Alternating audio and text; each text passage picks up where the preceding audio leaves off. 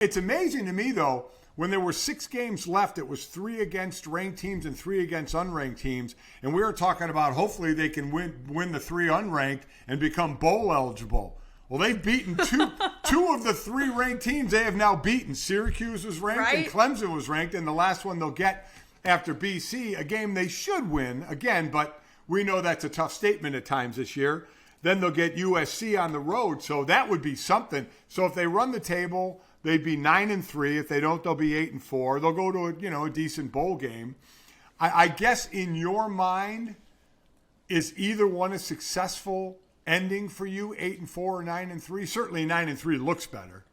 9-3 looks a lot better, especially if you win the bowl game and then you're 10-3, which I think looks great. I mean, anytime you get double-digit wins on a season, I think is a great thing for a coach to have on their resume. But I think on paper, if you showed me 8-4 or 9-3 at the beginning of the season, I'd probably be maybe not 9-3, 8-4. I would certainly be disappointed. Right. But then if you told me that the starting quarterback got hurt in week 2, I would understand. Right. I think it's really impressive the way Notre Dame has been able to rebound from the Buckner injury and win some of those games that looked like the games that they lose. Obviously, it's been incredibly disappointing. They've lost against Marshall and Stanford. There's no, no apology for that. Like it's just bad football. But yeah, Mike, I think under the circumstances, losing your quarterback when you don't have a deep quarterback room this season is really a tough thing to overcome in college football. Certainly going to be an area where next season they're going to probably have to make some changes in the portal. Yep. I think Buckner hopefully will be healthy if he sticks around.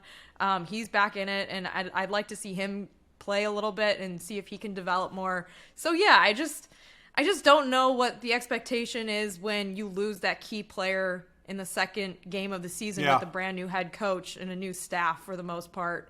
So I'm okay with it, but that's only if they go 1-1 at worst the next 2 weeks. If it's an 0-2 finish, it's like, that would be tough. I would agree with you there.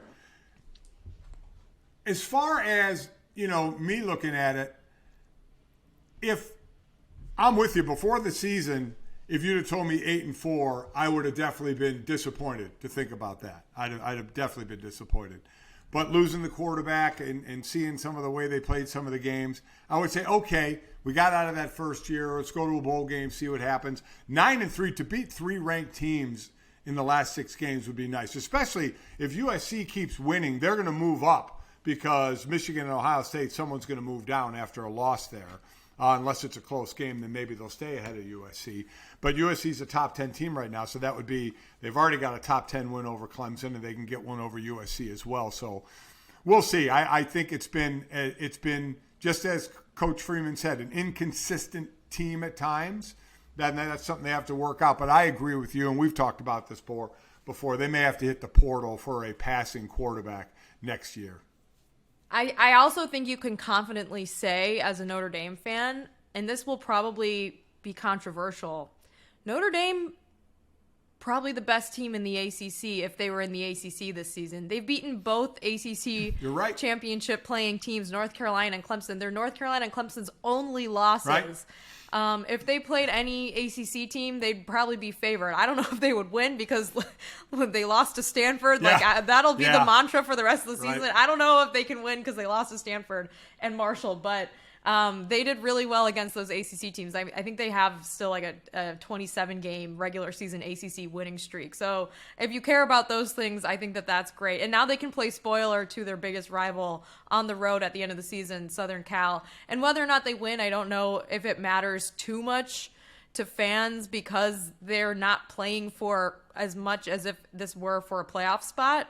But it's certainly a fun place to be. Having just played spoiler to Clemson last week and how much fun the fans had with that, doing that to Southern Cal, I think would be incredible for the fan base. Southern Cal was my biggest rival for sure in my era and even before. So it would be awesome to see them knock us out or us knock them out, because I remember that was their goal back when Mike and Jake were on the team in 2012. We were number 1. Oh yeah, we had to win that last game to be in the title game. It happened in 2018 also, the last game when Notre Dame was undefeated. Right. That's very true. But Mike, I think it's also the hopes and dreams of the Pac-12 now rest on that game because of what happened this weekend with the rest of the Pac-12. Oregon losing to Washington in a crazy game. And then late at night, you were probably awake for it because you're in the Pacific time zone now. But most people on the East Coast probably were asleep when Arizona upset UCLA. Unreal. So now Southern Cal is the only hope for a Pac-12 spot in this playoff, which is crazy because midway through the season, it was like, well, one of these teams has got to make it in, right?